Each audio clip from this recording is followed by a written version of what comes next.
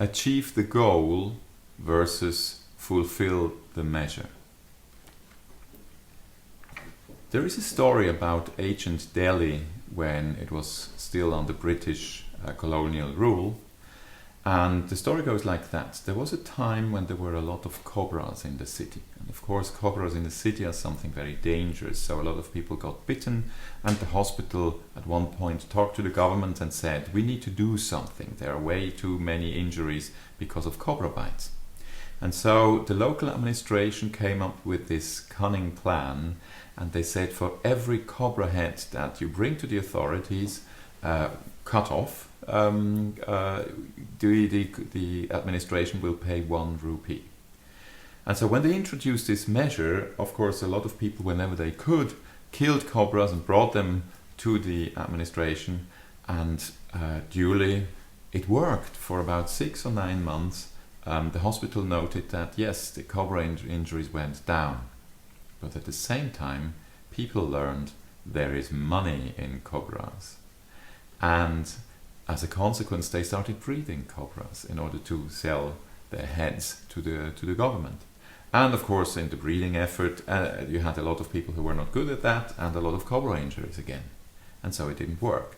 The story actually ends by saying the government at one point said, this is not right, you are using this for the wrong goal here, and we stop this cobra reward scheme. And as a consequence, everybody just let the cobras out into the wild, into the city, and of course the problem was bigger than before. Now, a very nice story. It actually describes a statement called Goodhart's law, which says when a measure becomes a target, it ceases to function both as a measure and as a target.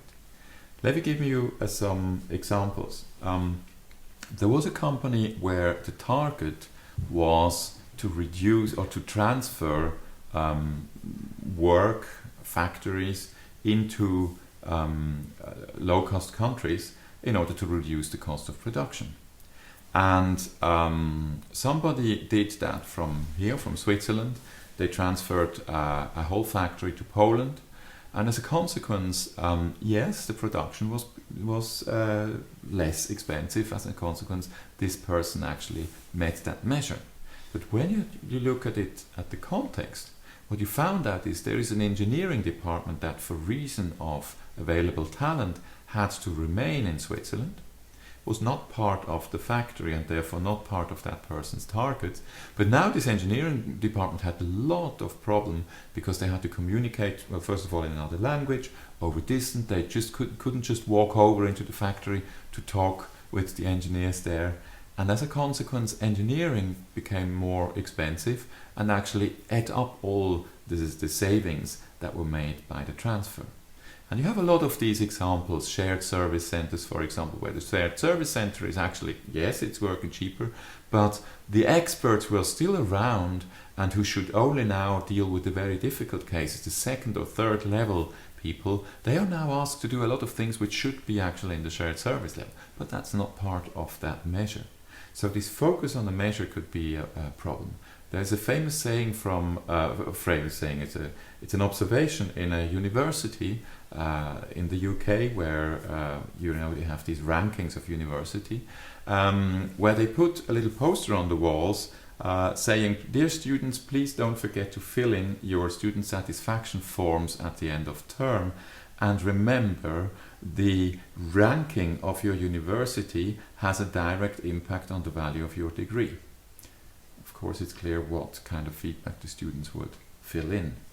So in education, you actually have it in larger terms. You can also observe the system in this way. Is education there in order to prepare people for tests and to make good tests? Or are the tests just a measure of progress in education?